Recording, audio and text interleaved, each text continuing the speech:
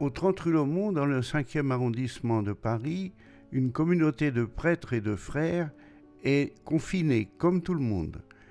Chaque jour, l'un d'entre eux vous racontera ce qu'il ressent et ce qu'il fait pendant ce confinement.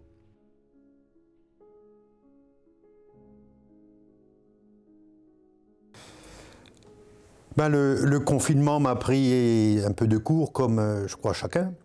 L'une des premières choses à laquelle j'ai pensé, en fait, on avait anticipé d'une journée. J'avais proposé qu'au niveau de notre maison provinciale, nous donnions congé au personnel qui vient travailler à partir de l'extérieur de notre maison. Et nous les avions avertis donc à partir du dimanche soir, une journée avant l'intervention du président, pour leur demander de ne plus venir travailler. Et cela nous a obligés, dans la maison où nous sommes une cinquantaine de personnes, à reprendre nous-mêmes l'ensemble des tâches que ces personnes effectuaient. Heureusement, une société continue de faire la cuisine, mais pour ce qui est du linge, nous avons fait une équipe à laquelle je participe, une autre équipe qui fait le nettoyage de l'ensemble des parterres et des poignées de porte tous les matins, une équipe qui tient le standard téléphonique, l'animation liturgique, etc. L'animation liturgique, c'est plus habituel, mais il y a toute une série de tâches qui ont été redistribuées entre nous, et je suis assez heureux que ça ait redéveloppé un sens du bien commun et de l'entraide entre nous que nous n'avions pas de la même manière avant. Voilà. Je suis heureux d'avoir vu que beaucoup mettaient la main à la pâte. Ensuite, pour le deuxième temps du confinement, lorsque cela a été décrété officiellement, a été pour moi un temps de perturbation dans mon programme d'activité.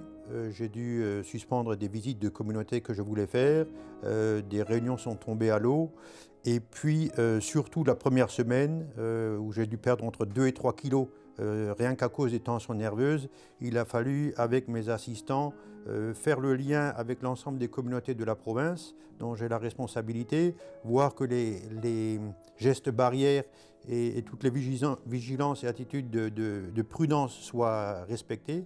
Difficile à mettre en place parce qu'on a nos habitudes.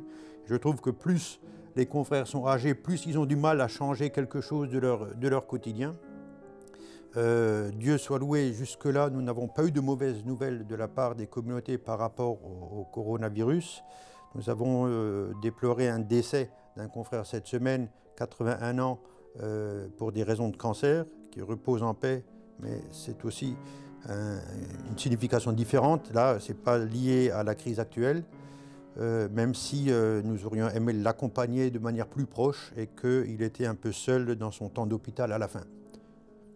Ensuite, sur un plan plus personnel, moi, après la crise de la première semaine, j'apprécie ce temps qui nous est donné. Il y a humainement quelque chose de tout à fait inédit à vivre.